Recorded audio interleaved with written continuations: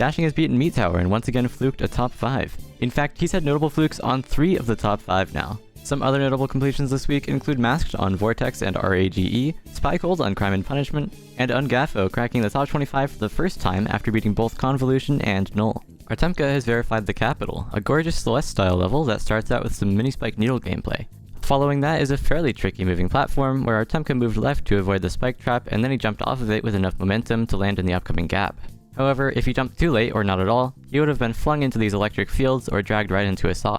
After this character appears for some reason is the next tricky part. These vertical corridors have unevenly spaced obstacles, making it really awkward to safely land on the right side of another mini-spike. Shortly after is this hallway, which feels especially claustrophobic as mini-spikes are scattered across the ceiling. After that is this UFO, the easier part of the checkpoint. However, you still have to backtrack through a third of the level and then squeeze through a couple of staircase-shaped gaps. Luckily for Artemka, he essentially fluked the entire UFO section of the first checkpoint. While the next checkpoint is easier, Artemka had to fly past 3 horizontal jetpack diagonals, and unlike the endings of other levels, the Capital keeps giving you places to choke, which is really likely to happen due to this monstrosity of a cube jump.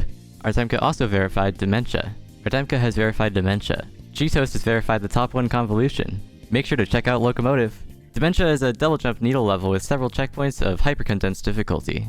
Panap, an old top platformer player, has returned recently with this run of about 50% on the impossible level Lexapro. In this level, each orb is single use, and you can hold the jump button to swim higher in the water. This creates some really insane strings of inputs, and the most notable of them is the choke point. To successfully pass this part, you have to fall off this platform and hit the black orb to hit the pink pad below, but not lose enough height to make the following pink orb impossible to reach. Then for said pink orb, you barely have enough room to squeeze under the spikes if you hit it as late as possible, and you're not done yet because there are still the 2 pink pads remaining.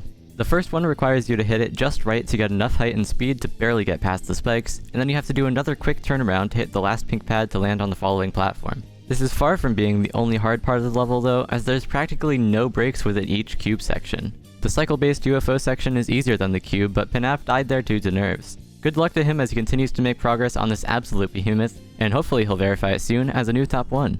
Also, congratulations to MarioKirby for verifying Xenolith, a 2 to 3 minute deathless consistency precision-based challenge that might be harder than Void World.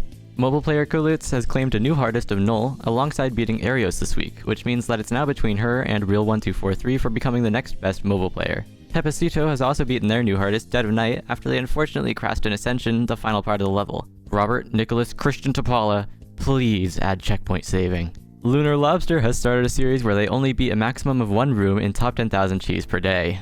They're currently on room 3. After running the calculations, this will take them 27 years and 145 days, and that's only if they don't skip a single day. Artemka has verified Dementia. Subscribe so we can hit 2K before 2026.